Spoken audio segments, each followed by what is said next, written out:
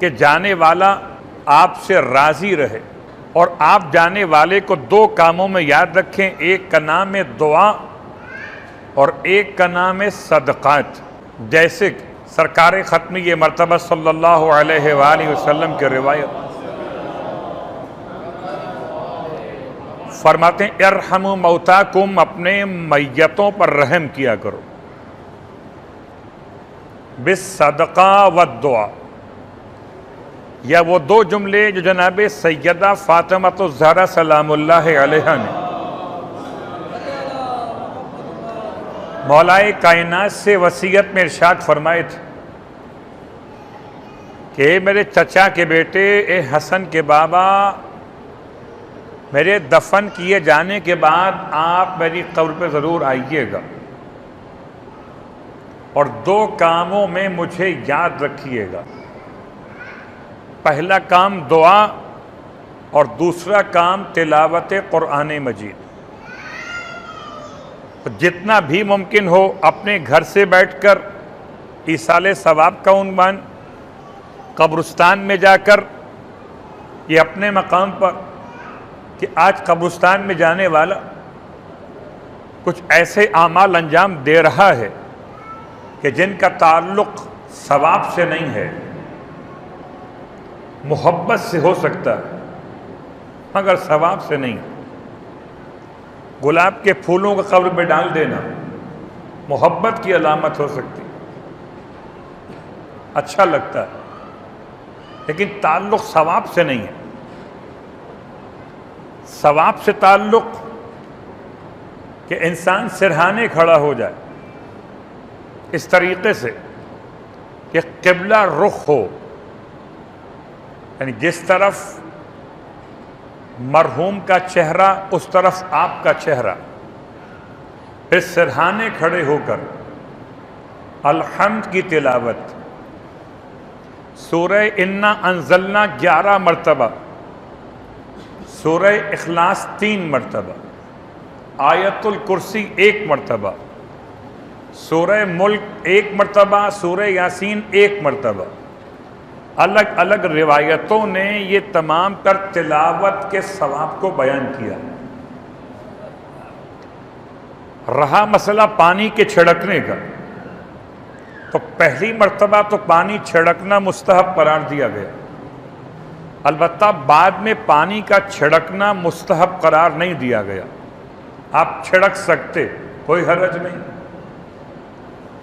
انگلیاں گاڑ کر سورہ انا انزلنا کی تلاوت پہلی مرتبہ کے لیے،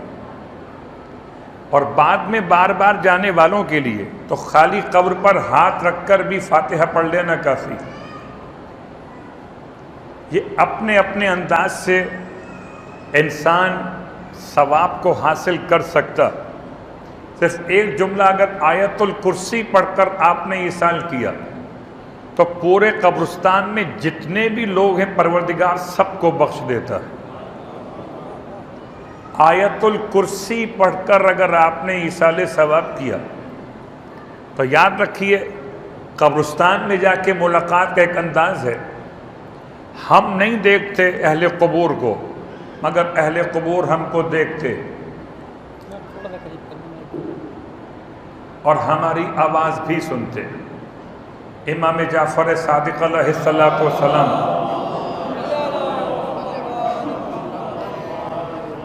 ارشاد فرماتے کہ جایا کرو قبرستان کے اندر، اہل قبور تمہیں دیکھ کے تمہاری آمد پر خوشی محسوس کرتے۔ جب کوئی بیٹا باپ سے ملنے آئے، جب کوئی بیٹی ماں سے ملنے آئے تو باپ کی خوشی کا عالم اور ماں کی خوشی کا عالم کیا ہوتا ہے، اور اگر خالی ہاتھ آئے تب بھی ماں اور باپ خوشی محسوس کرتے، اگر کچھ تحفے لے کر آئے تو کیا کہنا، اور تحفے صرف ماں باپ کے لیے لائے تو تب بھی ماں باپ خوش ہوتے، اور اگر تحفے ایسے لائے جو ماں باپ کہیں اور بھی بانٹ سکتے ہو تو ماں باپ اور خوشی محسوس کرتے۔ تو قبرستان جانے والا صرف اپنے والدین کو یاد نہ کرے بلکہ قبرستان میں جتنے لوگ دفن ہیں ان تمام کو ایصال ثواب میں شامل کر لے، تو کم از کم یہ رہتا کہ بس سارے اہل قبور اس آپ کی میرے والد یا والدہ سے کہتے تمہارا بیٹا دوبارہ کب آئے گا؟ اس مرتبہ تو آیا تھا، ہم سب کے لیے تحفے لے کر آ گیا۔ آپ غور کیجئے، یہ گلاب کے پھول، یہ اگربتی کا جلا دینا، یہ اپنے اطمینان کے لیے ہو سکتا، گرچہ اس میں بعض تنقید کرنے والے کہتے، بہت غور کیجئے گا، ہو سکتا ہے آپ کا کانسیپٹ یہ والا کہ جو باہر بیٹھے ہوئے دکاندار ہیں ان کا کم از کم روزگار بن جاتا ہے، وہ الگ موضوع، لیکن بعض تنقید کرنے والوں کے جملے کہ قبر کے سرہانے آگ کا روشن کرنا اچھی علامت نہیں، اس میں کوئی شک نہیں ہے کہ آگ کا روشن کرنا اچھی علامت نہیں ہے، پھر خوشبو کیوں؟ تاکہ ماحول کو معطر کیا جائے۔ تو ماحول کو معطر کرنے کے لیے آپ اس کا کوئی اور بھی آپشن یوز کر سکتے بجائے اگربتی جلانے کی، اور اگر جلانا ہی چاہتے تو سرہانے سے ہٹ کر کہیں اور روشن کر لیجئے، صرف اس لیے کہ تاکہ خوشبو پورے ماحول میں پھیل جائے، اور سب سے بہترین خوشبو درود آل محمد کی خوشبو ہوتی ہے۔ جو سرمایہ آپ خرچ کر رہے اگربتی پر، موم بتی پر یا پھولوں کی پتیوں پر، یہ سرمایہ صدقے کے نام سے کسی غریب کے لیے شاید ایک وقت کی روٹی کا انتظام کر دے تو اس سے زیادہ افضل ہے جو آپ نے عمل انجام دیا تھا۔ بات بڑی آسان سی ہے، صرف کانسیپٹس ہونے چاہیے کلیئر، کہ اگر آپ کی نیت یہ تھی کہ باہر بیٹھا وہ دکاندار جو پھول بیچنے والا ہے، اگربتی بیچنے والا ہے، اگر ہم نے نہ خریدا تو اس کا روزگار بند ہو جائے گا، اس خیال سے آپ نے خرید لیا، تو اب چاہیں آپ جلائیں کہ نہ جلائیں، اب پھول رکھیں کہ نہ رکھیں، آپ نے انسانیت کی خدمت تو وہاں کر دی، لیکن یہ بات یاد رکھیں کہ قبر میں نماز بھی داخل ہوتی ہے، قبر میں روزہ بھی داخل ہوتا ہے،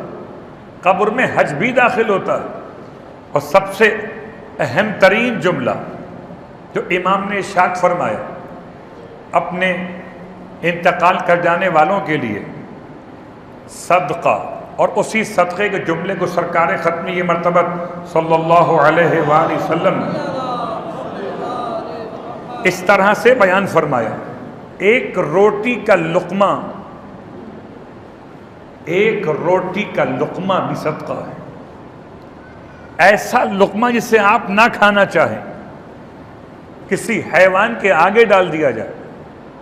بہت غور کیجئے گا، خدا یہ نہیں دیکھتا کہ آپ نے دیا کیا ہے،